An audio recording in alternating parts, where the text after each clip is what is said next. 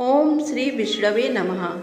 ओम बृहस्पते नमः। आप सभी का हमारे YouTube चैनल पर हार्दिक स्वागत है। समस्त मनोकामनाओं को पूर्ण करने वाली आज आइए सुने बृहस्पतिवार व्रत की पौराणिक कथा। भारतवर्ष में एक प्रतापी और दानी राजा राज्य करता था। वह नित्य गरीबों और ब्राह्मणों की सहायता करता था। ये बात उसकी रानी को अच्छी नहीं लगती थी। वह न ही गरीबों को दान देती, न ही भगवान का पूजन करती थी और राजा को भी दान देने से मना किया करती थी। एक दिन राजा शिकार खेलने वन को गए हुए थे तो रानी महल में अकेली थी। उसी समय बृहस्पति देव साधु वेश में राजा के महल में भिक्षा के लिए गए और भिक्षा मांगी। रानी ने भिक्षा देने से इनकार किया और कहा, हे साधु महाराज, मैं तो दान पुण्य से तंग आ गई हूँ। मेरे पति सारा धन लुटाते रहते हैं। मेरी इच्छा है कि हमारा धन नष्ट हो जाए, फिर ना रहेगा बांस, ना बजेगी बांसुरी। साधु ने कहा, देवी तुम तो बड़ी विचित्र हो। धन संतान तो सभी चाहते हैं, पुत्र और लक्ष्मी तो पापी के घर भी होने चाहिए।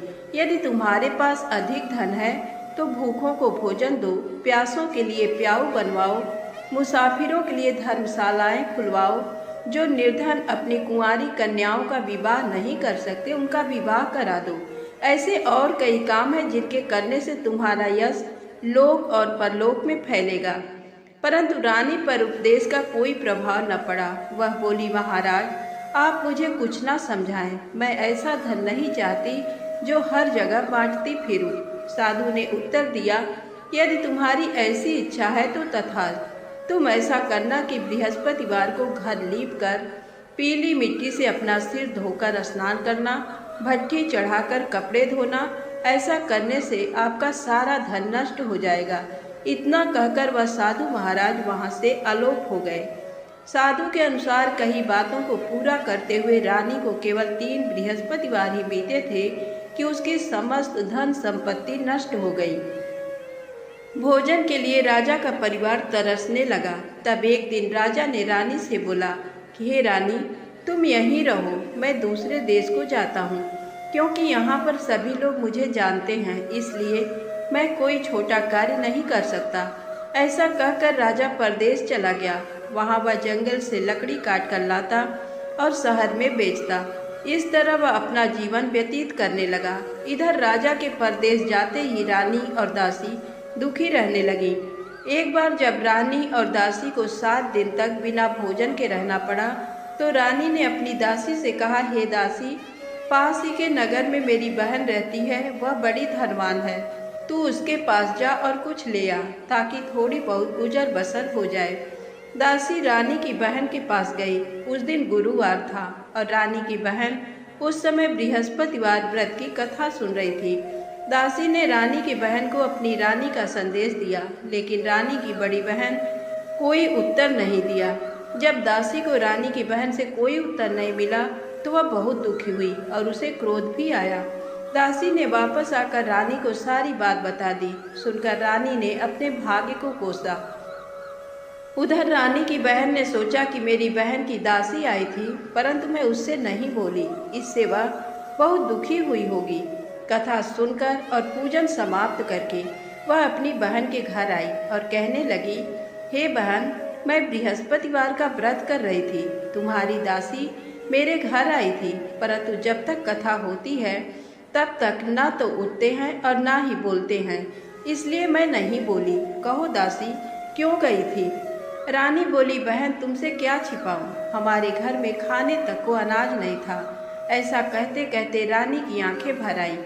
उसने दासी समेत पिछले 7 दिनों से भूखे रहने तक की बात अपनी बहन को विस्तार पूर्वक सुना दी। रानी की बहन बोली, देखो बहन, भगवान बृहस्पति देव सबकी मनोकामना को पूर्ण करते हैं। देखो, शायद तुम्हारे घर में अनाज रखा हो। पहले तो रानी को विश्वास नहीं हुआ, पर बहन के आग्रह करने पर उसने अपनी दासी को अंदर भेजा तो उसे सचमुच अनाज से भरा एक घड़ा मिल गया। ये देखकर दासी को बड़ी हैरानी हुई। दासी रानी से कहने लगी, हे रानी, जब हमको भोजन नहीं मिलता तो हम व्रत ही तो करते हैं, इसलिए क्यों न इनसे व्रत और कथा की विधि पूछ ली जाए, ताकि हम भी व्रत कर सकें। तब रानी ने अपनी बहन से बृहस्पतिवार व्रत के बारे में पूछा। उसकी बहन ने बताया, बृहस्पतिवार के व्रत में चने की दाल और मुनक्का से विष्णु भगवान का केले की जड़ में पूजन करें तथा दीपक जलाए, व्रत कथा सुने और पीला भोजन ही करें। इससे बृहस्पति देव प्रसन्न होते हैं। व्रत और पूजन विधि बताकर रानी की बहन अपने घर को लौट गई। 7 दिन के बाद जब गुरुवार आया तो रानी और दासी ने व्रत रखा। घुड़साल में जाकर चना और गुड़ लेकर आई, फिर उससे केले की जड़ तथा विष्णु भगवान का पूजन किया। अब पीला भोजन कहाँ से आए? इस बात को लेकर दोनों बहुत दुखी थे। क्योंकि उन्होंने व्रत रखा था, इसलिए बृहस्पति देव उनसे प्रसन्न थे। इसलिए वे एक साधारण व्यक्ति का रूप धारण कर 2 थालों में सुंदर पीला भोजन दासी को दे गए। भोजन पाकर दासी प्रसन्न हुई और फिर रानी के साथ मिलकर भोजन ग्रहण किया। उसके बाद वे सभी गुरुवार को व्रत और पूजन करने लगी। बृहस्पति भगवान की कृपा से उनके पास फिर से धन संपत्ति आ गई, परंतु रानी फिर से पहले की तरह आलस्य करने लगी। तब दासी बोली, देखो रानी, तुम पहले भी इस प्रकार आलस्य करती थी। तुम्हें धन रखने में कष्ट होता था, इस कारण सभी धन नष्ट हो गया। और अब जब भगवान बृहस्पति की कृपा से धन मिला है तो तुम्हें फिर से आलस्य होता है। रानी को समझाते हुए दासी कहती है कि बड़ी मुसीबतों के बाद हमने ये धन पाया है, इसलिए हमें दान पुण्य करना चाहिए, भूखे मनुष्यों को भोजन कराना चाहिए और धन को शुभ कार्यों में खर्च करना चाहिए, जिससे तुम्हारे कुल का यश बढ़ेगा, स्वर्ग की प्राप्ति होगी और पितृ भी प्रसन्न होंगे। दासी की बात मानकर रानी अपना धन शुभ कार्यों में खर्च करने लगी, जिससे पूरे नगर में उसका यश फैलने लगा। एक दिन राजा दुखी होकर जंगल में एक पेड़ के नीचे आसन जमाकर बैठ गया। वह अपनी दशा को याद करके व्याकुल होने लगा। बृहस्पतिवार का दिन था। एकाएक उसने देखा कि निर्जन वन में एक साधु प्रकट हुए। वह साधु वेश में स्वयं बृहस्पति देवता थे। लकड़हारे के सामने आकर बोले, हे लकड़हारे, इस सुनसान जंगल में तू चिंता मग्न क्यों बैठा है? लकड़हारे ने दोनों हाथ जोड़कर प्रणाम किया और उत्तर दिया, महात्मा जी, आप सब कुछ जानते हैं, मैं क्या कहूँ? ऐसा कहकर रोने लगा और साधु को अपनी आत्मकथा सुनाई। महात्मा जी ने कहा, तुम्हारी स्त्री ने बृहस्पति के दिन बृहस्पति भगवान का निरादर किया है, जिसके कारण रुष्ट होकर उन्होंने तुम्हारी ये दशा कर दी। अब तुम चिंता को दूर करके मेरे कहने पर चलो तो तुम्हारे सब कष्ट दूर हो जाएंगे और भगवान पहले से भी अधिक संपत्ति देंगे। तुम बृहस्पति के दिन कथा किया करो, 2 पैसे के चने मुनक्का लाकर उसका प्रसाद बनाओ और शुद्ध जल से लोटे में शक्कर मिलाकर अमृत तैयार करो। कथा के पश्चात अपने सारे परिवार और सुनने वाले प्रेमियों में अमृत व प्रसाद बांटकर आप भी ग्रहण करो। ऐसा करने से भगवान तुम्हारी सब मनोकामनाएं पूरी करेंगे। साधु के ऐसे वचन सुनकर लकड़हारा बोला, हे प्रभु, मुझे लकड़ी बेचकर इतना पैसा नहीं मिलता जिससे भोजन के उपरांत कुछ बचा सकूं। मैंने रात में अपनी स्त्री को व्याकुल देखा है, मेरे पास कुछ भी नहीं जिससे मैं उसकी खबर मंगा सकूं। साधु ने कहा, हे लकड़हारे, तुम किसी बात की चिंता मत करो। बृहस्पति के दिन तुम रोजाना की तरह लकड़ियां लेकर शहर को जाओ। तुमको रोज से दुगना धन प्राप्त होगा, जिससे तुम भली भांति भोजन कर लोगे तथा बृहस्पति देव की पूजा का सामान भी आ जाएगा। इतना कहकर साधु अंतर्ध्यान हो गए। धीरे धीरे समय व्यतीत होने पर फिर वही बृहस्पतिवार का दिन आया। लकड़हारा जंगल से लकड़ी काटकर किसी शहर में बेचने गया। उसे उस दिन और दिन से अधिक पैसा मिला। राजा ने चना गुड़ा दिलाकर गुरुवार का व्रत किया। उस दिन से उसके सभी क्लेश दूर हुए। परंतु जब दोबारा गुरुवार का दिन आया तो बृहस्पतिवार का व्रत करना भूल गया। इस कारण बृहस्पति भगवान नाराज हो गए। उस दिन उस नगर के राजा ने विशाल यज्ञ का आयोजन किया तथा शहर में ये घोषणा करा दी कि कोई भी मनुष्य अपने घर में भोजन न बनावे, न आग जलावे, समस्त जनता मेरे यहाँ भोजन करने आवे। इस आज्ञा को जो न मानेगा उसे फांसी की सजा दी जाएगी। इस तरह की घोषणा संपूर्ण नगर में करवा दी गई। राजा की आज्ञानुसार शहर के सभी लोग भोजन करने गए, लेकिन लकड़हारा कुछ देर से पहुंचा, इसलिए राजा उसको अपने साथ घर लिवा ले गए और ले जाकर भोजन करा रहे थे तो रानी की दृष्टि उस खूंटी पर पड़ी जिस पर उसका हार लटका हुआ था। वह वहां पर दिखाई नहीं दिया। रानी ने निश्चय किया कि मेरा हार इस मनुष्य ने चुरा लिया है। उसी समय सिपाहियों को बुलाकर उसको कारागार में डलवा दिया। जब लकड़हारा कारागार में पड़ गया और बहुत दुखी होकर विचार करने लगा कि न जाने कौन से पूर्व जन्म के कर्म से मुझे ये दुख प्राप्त हुआ है, और उसी साधु को याद करने लगा जो कि जंगल में मिला था। उसी समय तत्काल बृहस्पति देव साधु के रूप में प्रकट हुए और उसकी दशा को देखकर कहने लगे, अरे मूर्ख, तूने बृहस्पति देव की कथा नहीं करी, इस कारण तुझे दुख प्राप्त हुआ है। अब चिंता मत कर। बृहस्पतिवार के दिन कारागार के दरवाजे पर 4 पैसे पड़े मिलेंगे। उनसे तू बृहस्पति देव की पूजा करना, तेरे सभी कष्ट दूर हो जाएंगे। बृहस्पति के दिन उसे 4 पैसे मिले। लकड़हारे ने कथा कही।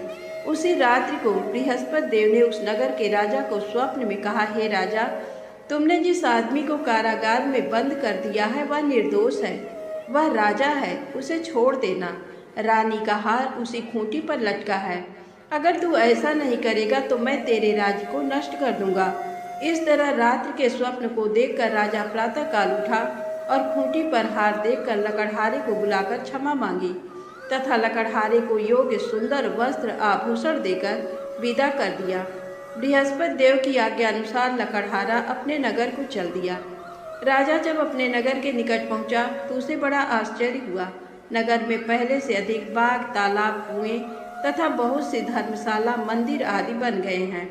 राजा ने पूछा, ये किसका बाग और धर्मशाला है? तब नगर के सब लोग कहने लगे, ये सब रानी और बांदी के हैं। तो राजा को आश्चर्य हुआ और गुस्सा भी आया।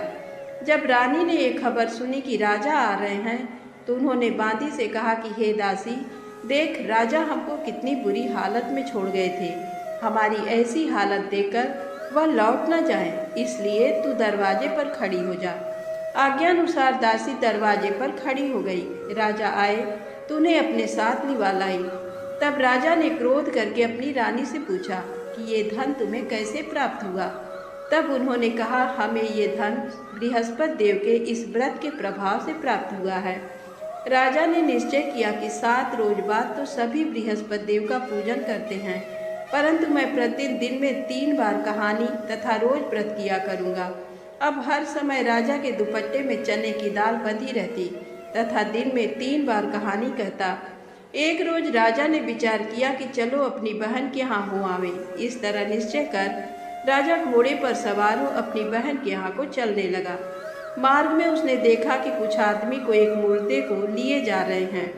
उन्हें रोककर राजा कहने लगा, अरे भाइयों, मेरी बृहस्पति देव की कथा सुन लो। वे बोले, लो, हमारा तो आदमी मर गया है, इसको अपनी कथा की पड़ी है। परंतु कुछ आदमी बोले, अच्छा कहो, हम तुम्हारी कथा भी सुनेंगे। राजा ने दाल निकाली और जब कथा आधी हुई थी कि मुर्दा हिलने लग गया, और जब कथा समाप्त हो गई तो राम राम करके मनुष्य उठकर खड़ा हो गया। आगे मार्ग में उसे एक किसान खेत में हल चलाता मिला। राजा ने उसे देख और उससे बोले, अरे भैया, तुम मेरी बृहस्पतिवार की कथा सुन लो। किसान बोला, जब तक मैं तेरी कथा सुनूंगा तब तक 4 हरैया जोत लूँगा। जा अपनी कथा किसी और को सुनाना। इस तरह राजा आगे चलने लगा। राजा के हटते ही बैल पछाड़ खाकर गिर गए तथा किसान के पेट में बड़ी जोर का दर्द होने लगा। उस समय उसकी माँ रोटी लेकर आई। उसने जब यह देखा तो अपने पुत्र से सब हाल पूछा और बेटे ने सभी हाल कह दिया। तो बुढ़िया दौड़ी दौड़ी उस घुड़सवार के पास गई और उससे बोली कि मैं तेरी कथा सुनूंगी, तू अपनी कथा मेरे खेत पर चलकर ही कहना। राजा ने बुढ़िया के खेत पर जाकर कथा कही, जिसके सुनते ही वह बैल उठ खड़े हुए तथा किसान के पेट का दर्द भी बंद हो गया। राजा अपनी बहन के घर पहुंचा। बहन ने भाई की खूब मेहमानी की। दूसरे रोज प्रातःकाल राजा जगा तो वह देखने लगा कि सब लोग भोजन कर रहे हैं। राजा ने अपनी बहन से कहा, ऐसा कोई मनुष्य है जिसने भोजन नहीं किया हो, मेरी बृहस्पतिवार की कथा सुन ले। बहन बोली, हे भैया, ये देश ऐसा ही है कि पहले यहाँ लोग भोजन करते हैं, बाद में अन्य काम करते हैं। अगर कोई पड़ोस में हो तो देख आऊं। वह ऐसा कहकर देखने चली गई, परंतु उसे कोई ऐसा व्यक्ति नहीं मिला जिसने भोजन न किया हो। अतः वह एक कुम्हार के घर गई जिसका लड़का बीमार था। उसे मालूम हुआ कि उनके यहाँ 3 रोज से किसी ने भोजन नहीं किया है। रानी ने अपने भाई की कथा सुनने के लिए कुम्हार से कहा। वह तैयार हो गया। राजा ने जाकर बृहस्पतिवार की कथा कही, जिसको सुनकर उसका लड़का ठीक हो गया। अब तो राजा की प्रशंसा होने लगी। एक रोज राजा ने अपनी बहन से कहा कि हे बहन, हम अपने घर को जाएंगे, तुम भी तैयार हो जाओ। राजा की बहन ने अपनी सास से कहा। सास ने कहा, हाँ चली जा, परंतु अपने लड़कों को मत ले जाना, क्योंकि तेरे भाई के कोई औलाद नहीं है। बहन ने अपने भैया से कहा, हे भैया, मैं तो चलूँगी पर कोई बालक नहीं जाएगा। राजा बोला, जब कोई बालक नहीं चलेगा तब तुम ही क्या करोगी। बड़े दुखी मन से राजा अपने नगर को लौट आया। राजा ने अपनी रानी से कहा, हम निर्वंशी हैं, हमारा मुंह देखने का धर्म नहीं है और कुछ भोजन आदि नहीं किया। रानी बोली, हे प्रभु, बृहस्पति देव ने हमें सब कुछ दिया है, वह हमें औलाद अवश्य देंगे। उसी रात को बृहस्पति देव ने राजा से स्वप्न में कहा, हे राजा उठ, सभी सोच त्याग दे, तेरी रानी गर्भ से है। राजा की ये बात सुनकर बड़ी खुशी हुई। 9वें महीने में उसके गर्भ से एक सुंदर पुत्र पैदा हुआ। तब राजा बोला, हे रानी, स्त्री बिना भोजन के रह सकती है, पर बिना कहे नहीं रह सकती। जब मेरी बहन आए तो मुझसे कुछ कहना मत। रानी ने सुनकर हाँ कर दिया। जब राजा की बहन ने ये शुभ समाचार सुना तो वो बहुत खुश हुई तथा बधाई लेकर अपने भाई के यहाँ आई। तभी रानी ने कहा, घोड़ा चढ़कर तो नहीं आई, गधा चढ़ी आई। राजा की बहन बोली, भाभी, मैं इस प्रकार न कहती तो तुम्हें औलाद कैसे मिलती। बृहस्पति देव ऐसे ही हैं, जैसी जिनके मन में कामनाएं हैं सभी को पूर्ण करते हैं। जो सद्भावना पूर्वक बृहस्पतिवार का व्रत करता है एवं कथा पढ़ता है अथवा सुनता है, दूसरों को सुनाता है, बृहस्पति देव उसकी सभी मनोकामना पूर्ण करते हैं। बोलो बृहस्पति भगवान की जय।